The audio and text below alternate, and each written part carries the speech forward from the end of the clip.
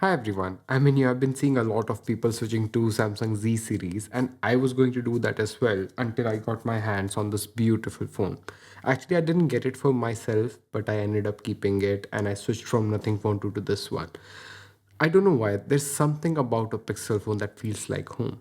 Before talking about this phone, I want to make one thing clear. I do not recommend Pixel phones in many states in India or anywhere where the temperature goes above 30 degrees Celsius. And no matter how great this phone is for me, the experience might not be similar for you. So in this video, I'm just going to share my experience and I will try to tell you the flaws of this phone as well.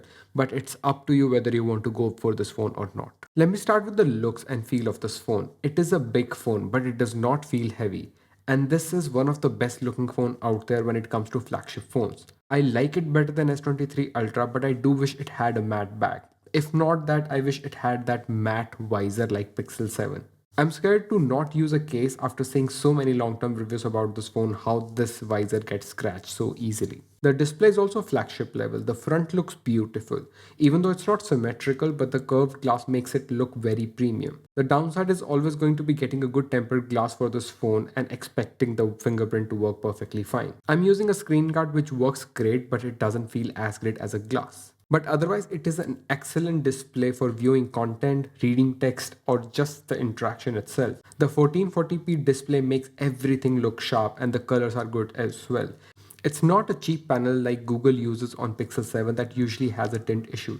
And the speakers are also good. They are better than Pixel 7. They might not be as great as S23 Ultra or iPhone 14 Pro Max, but I think for the price, they are very good speakers. You know, the best thing I like about this phone, I know the first thing will come to your mind is going to be the cameras, but actually, it was the haptics. So when I turned on this phone and that welcome screen, when that ball like just jumps, the haptic feedback right away just made me want to switch to this phone, and I did it.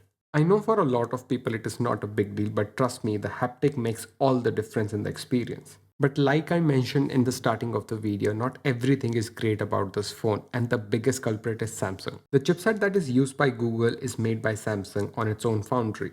It heats up easily, it is not efficient, and the modem it comes with is not great at all. See, we all know about the Tensor G2 performance, so I'm not going to talk about the benchmarks or everything, so I will just talk about the real world experience. In the real world, the phone performs well. If you live somewhere where it's not hot, it is a great phone. It also performs better than Pixel 7 or 7a because of its size, because it handles the heat better. But you will face the warmness even in normal tasks. That is still okay up to a certain point, but when it starts to affect the battery life, I think that becomes a problem, and also the charging speed is really, really slow. So on the best days, I can get around 6 hours. I've used this phone before. This is not the first time I'm using the Pixel 7 Pro. I know like what I can expect from this phone. On the bad days when I'm using 5G, I can just get around 4.5 hours the best. But now like it totally depends upon if you're using 5G and you are getting the 5G reception, because the reception on this phone is also not really good. I was using Airtel before, so I did not face any sort of issues like that before, but now I changed my SIM to Geo and I'm not getting the signal of 5G in my house. With the Nothing Phone 2, I was getting it everywhere in my house, so that's another issue you need to look out for. The 5G network reception is slow, but otherwise I did not face any sort of call drop, so that's a good sign, I guess. But there are two things that always brings me back to a Pixel phone: the cameras and the Pixel experience.